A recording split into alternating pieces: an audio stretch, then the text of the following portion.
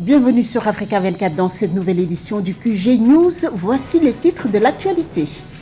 Alors qu'elle avait rompu ses relations diplomatiques avec le Maroc en 2021, sur fond de tensions politiques, l'Algérie a annoncé la réouverture de son espace aérien avec le Royaume, frappé par un puissant séisme qui a causé plus de 2122 morts. L'objectif de cette réouverture est de faciliter l'acheminement de l'aide humanitaire. La situation politique reste toujours tendue au Niger. Le Conseil national pour la sauvegarde de la patrie a dénoncé le non-respect du retrait des troupes françaises du pays à travers un communiqué daté du samedi 9 septembre. Et puis en fin de journal, nous irons à la rencontre de Brenda Frigué-Aoué au Cameroun.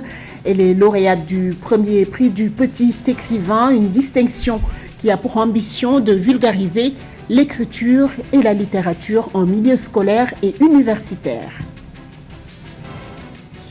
Mais tout d'abord au Maroc, 2 jours après le violent séisme qui a frappé l'est du pays, le bilan continue de s'alourdir. 2122 morts et près de 2500 blessés, dont plusieurs centaines sont dans un état critique. On dénombre également des milliers de sinistrés qui ont passé leur 3e nuit dans les rues. Le Maroc a annoncé officiellement ce dimanche 10 septembre avoir accepté l'aide de l'Espagne, de la Grande-Bretagne, du Qatar et des Émirats arabes unis. À noter que ce séisme de magnitude 7 sur l'échelle de Richter est le plus puissant tremblement de terre au Maroc depuis celui de 1960 à Agadir, qui avait fait plus de 12 000 victimes. Alors qu'elle a rompu ses relations diplomatiques avec le Maroc en 2021 sur fond de tensions, l'Algérie a également annoncé l'ouverture de son espace aérien après le séisme qui a durement frappé le Royaume. L'objectif est de faciliter l'acheminement de l'aide humanitaire. Cette action de solidarité de l'Algérie est d'ailleurs décrite par la communauté internationale comme un pas vers la réconciliation. Plus de détails dans ce reportage de Marie-Raphaël Toulot. Le 9 septembre, à la suite du violent séisme qui a frappé le Maroc, faisant plus de 1000 victimes, l'Algérie a annoncé qu'elle ouvrira un espace aérien aux vols humanitaires et médicaux ou transportant des personnes blessées vers et hors du Maroc. Pour la communauté internationale, cette annonce s'inscrit dans une volonté de solidarité de l'Algérie à venir en aide au Maroc au détriment des tensions qui existent entre les deux pays. La décision algérienne d'ouvrir son espace aérien après le séisme qui a frappé le Maroc est à mettre dans le compte de la courtoisie diplomatique de type humanitaire. Parce que si l'Algérie n'avait pas posé un tel acte, ça serait très mal perçu en tant que pays à majorité musulman. Les musulmans vivent dans ce qu'on appelle la Oumma, et la Oumma c'est une communauté. Et on trouverait mal que malgré les divergences politiques, qu'un membre de la communauté frappé ne soit pas assisté par les autres membres de la communauté. Donc c'est un acte d'abord de courtoisie diplomatique à caractère humanitaire. Outre l'ouverture de son espace aérien, l'Algérie a également exprimé, via un communiqué du bureau du président algérien Abdelmadjid Tebboune, son entière disponibilité à fournir une aide humanitaire et à fournir tous les moyens matériels et humains en signe de solidarité avec le peuple marocain. Ça peut être un tout premier élément de rapprochement qui peut amener à des négociations qui aboutiront enfin à une réconciliation qui sera tout bénef, non seulement pour le Maghreb, mais pour toute l'Afrique, parce que ces 2 pays sont des pays majeurs sur le plan politique et économique en Afrique. Notons que le séisme ayant pour épicentre la province d'Al Haouz, au sud-ouest de Marrakech, au Maroc, aurait également été ressenti dans certaines régions algériennes limitrophes au Maroc. Outre l'Algérie, plusieurs États africains et institutions internationales, l'Union africaine notamment, se mobilisent pour apporter leur soutien au Maroc. Au Niger, le Conseil national pour la sauvegarde de la patrie a dénoncé le non-respect du retrait des troupes françaises.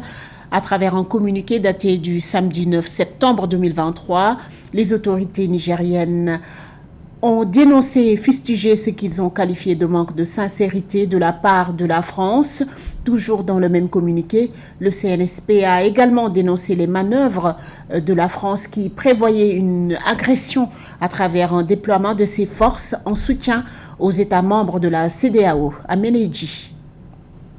À travers un communiqué officiel, samedi 9 septembre 2023, les autorités nigériennes ont dénoncé l'absence de sincérité et des manœuvres sournoises et dilatoires des autorités françaises dans l'annonce du plan de retrait de leurs troupes au Niger. Selon le Conseil national pour la sauvegarde de la patrie CNSP, aucun progrès n'a été enregistré quant à l'application du dit plan et en dépit de cette annonce, la France continue à déployer des troupes dans certains pays de la CEDEAO dans le cadre des préparatifs pour une agression contre le Niger. Le sentiment anti-français dans ce pays-là est tellement fort que les autorités savent surfer sur ce sentiment pour pouvoir porter les accusations sans avoir besoin d'apporter des preuves. Et le danger de cette politique, de cette stratégie, c'est que quand les populations seront suffisamment chauffeurs blancs, elles pourraient être amenées à mener des actions, des manifestations qui peuvent être même violentes, contre l'ambassade de France et voire même contre la base militaire française. Et là, on est dans une autre dimension.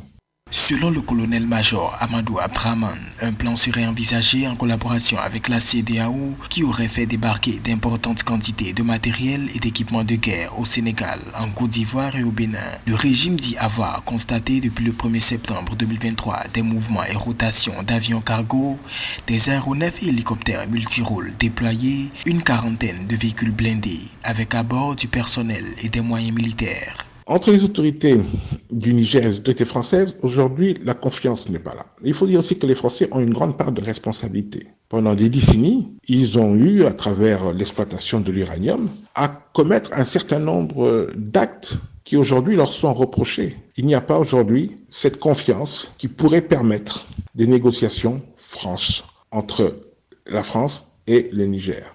Au Niger, il y a une base américaine et on n'entend aucune accusation contre les États-Unis. Il n'y a pas un sentiment anti-américain, il y a plutôt un sentiment anti-français. Donc, toute l'attention est dirigée, tournée vers la France. Déterminé à expulser la France de son territoire, le Niger avait récemment retiré l'immunité et le visa diplomatique de l'ambassadeur français Sylvain Ité et exigé son départ. La situation politique dans le pays reste tendue depuis le coup d'État du 26 juillet 2023 avec des appels internationaux pour un retour à l'ordre constitutionnel. Le CNSP a qualifié les agissements de la France d'attitudes agressives, sournoises et méprisantes et tient à témoin l'opinion publique nationale et internationale quant au déroulement de la situation. Dépôt de candidature de l'ancien Premier ministre Augustin Matata Ponyo en République démocratique du Congo. Ce dernier a officiellement déposé sa candidature ce samedi 9 septembre à la commission électorale indépendante. Un dépôt qui intervient à quelques mois de la présidentielle prévue le 20 décembre prochain. Plus de précisions avec Samantha Saberou Saboumanga. En République démocratique du Congo, le sénateur Augustin Matata Ponyo a déposé le 9 septembre 2023 auprès de la Commission électorale nationale indépendante CENI sa candidature à la présidentielle de décembre 2023 devant de milliers de ses partisans. Vêtu aux couleurs de son parti, l'ancien Premier ministre et président du parti politique Leadership et Gouvernance pour le Développement LGD a dit mettre à profit son expérience en tant qu'ancien Premier ministre pour stabiliser le cadre macroéconomique de son pays.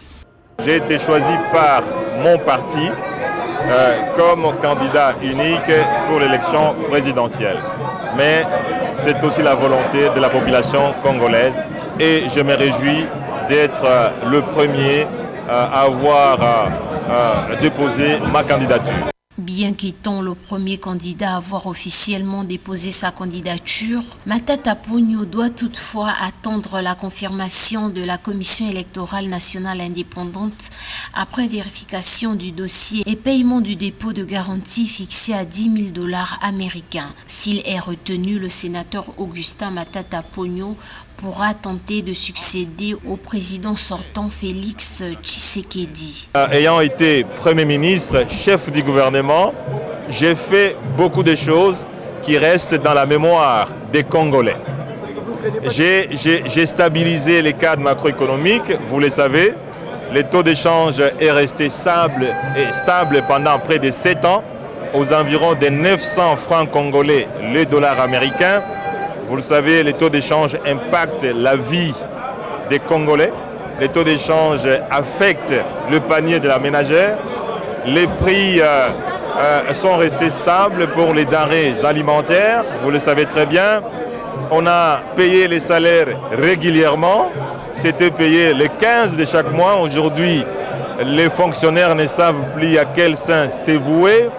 Le scrutin présidentiel de la République démocratique du Congo est prévu le 20 décembre de cette année. Rappelons que l'ancien Premier ministre et opposant est accusé de détournement de fonds dans l'affaire de la débâche du parc agro-industriel de Bukongazolo. Les accusations que Augustin Matata Ponyo conteste et qualifie de complot visant à nuire à sa compagne. Plus besoin de visa pour voyager entre le Kenya et la République démocratique du Congo. Le 1er septembre dernier, le président kenyan, William Ruto, avait annoncé l'annulation de la procédure de visa pour les Congolais. C'est au tour de son homologue Félix Tshisekedi de supprimer les visas pour les Kenyans désirant se rendre en République démocratique du Congo.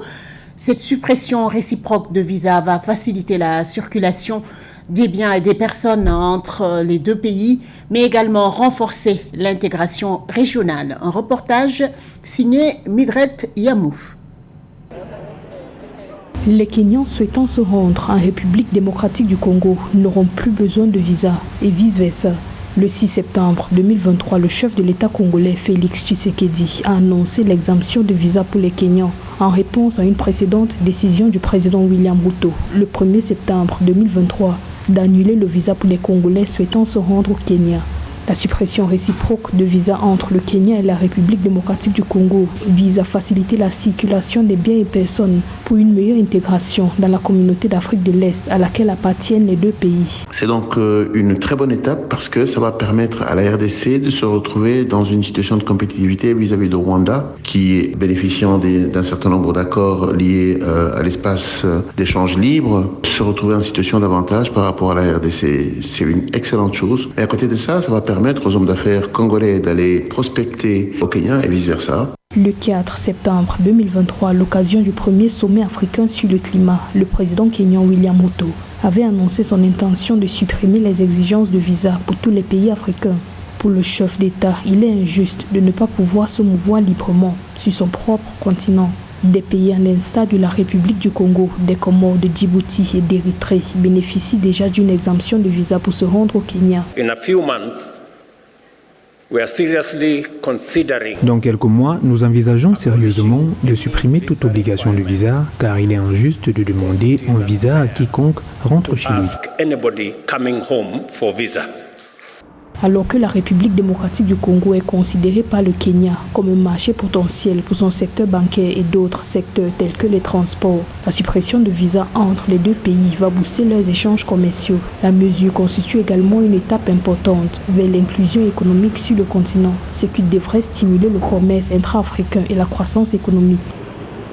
Dans le reste de l'actualité, en Côte d'Ivoire, la campagne électorale pour les sénatoriales du 16 septembre prochain s'ouvre ce lundi 11 pour s'achever le jeudi 14 selon la commission électorale indépendante. Ce scrutin va se dérouler dans les 32 circonscriptions électorales, excepté celle du Guémont. Il doit permettre d'élire 64 sénateurs. Pour rappel, le Sénat, qui est la chambre haute du Parlement ivoirien, est composé de 99 sénateurs, dont les 2 tiers sont élus au suffrage universel indirect. Le tiers restant est désigné par le président de la République. À la page culture, de jeunes talents de la littérature. Elles sont âgées entre 13 et 17 ans et sont amoureuses d'écriture et de littérature. Elles s'appellent Brenda, Abigail, Inès Merveille et Élisée Laetitia. Elles sont finalistes du prix du petit écrivain. Mais c'est Brenda Frigui-Aoué, lauréate de cette édition, qui a décroché le premier prix de ce concours pour son texte Portefeuille magique, un texte qui s'adresse à la jeunesse. Un reportage de Séverine Ndunke. Elles sont jeunes, mais elles marchent déjà sur les pas de Djali Amadou Amal. Âgées entre 13 et 17 ans et amoureuses d'écriture, Brenda, Abigail, Inès Merveille et Élisée Laetitia sont les 4 finalistes du prix du petit écrivain, une distinction créée en 2020 par des amateurs d'art et qui s'inscrit dans le cadre de la promotion de la lecture et de l'écriture. L'air ému et enthousiaste, elles procèdent à la dédicace de leur ouvrage, Portefeuille magique et autres nouvelles, un compilé de leurs textes à l'Institut français de Yaoundé. Lorsque j'ai participé, c'était juste une expérience comme ça. Je mettais mon nouvelle et le temps que ça a pris, ça m'a fait vraiment désespérer. Je n'y croyais plus. Donc lorsqu'on me dit que j'ai remporté un prix, je me sentais vraiment sur des nuages. Ça a une très grande importance parce que c'est le rêve de tout écrivain d'avoir son histoire publiée. Et encore plus à mon âge, de rencontrer le ministre. Je suis vraiment contente de cette réalisation. J'espère que ça pourra booster mon avenir. Si je décide de transformer l'écriture pas seulement pour un passe-temps, mais une passion, une profession. Brenda Friguiawe a écrit Portefeuille magique, texte grâce auquel elle a décroché le premier prix de ce concours. Le texte est un appel à la conscientisation d'une jeunesse de plus en plus tournée vers la facilité. Je suis très heureuse, je ne savais pas que j'allais gagner cette prime. Je ne sais pas trop, je suis vraiment très heureuse. Abigail, 13 ans, la plus jeune des 4 lauréates et aujourd'hui en classe de 3e, a écrit La porte-parole de la Terre. Elle y traite des questions actuelles de préservation de la nature et de la biodiversité, une nature qui donne tout mais ne reçoit rien en retour. J'évoque les sous-thèmes comme la déforestation et la pollution. J'aimerais faire passer par mon livre le message selon lequel nous devons respecter l'environnement et la forêt parce qu'elles nous donnent, mais nous ne donnons rien en retour. Créée en 2020, la distinction dédiée aux élèves du secondaire, qui en est à sa 3e édition, vise à développer un imaginaire inédit chez les jeunes, mais aussi vulgariser l'utilisation et le sens des mots auprès de ceux-ci en milieu scolaire et universitaire. Ce journal a été réalisé par l'ensemble de la rédaction. Merci pour votre fidélité. Dans un instant, une nouvelle édition de l'information sur Africa 24.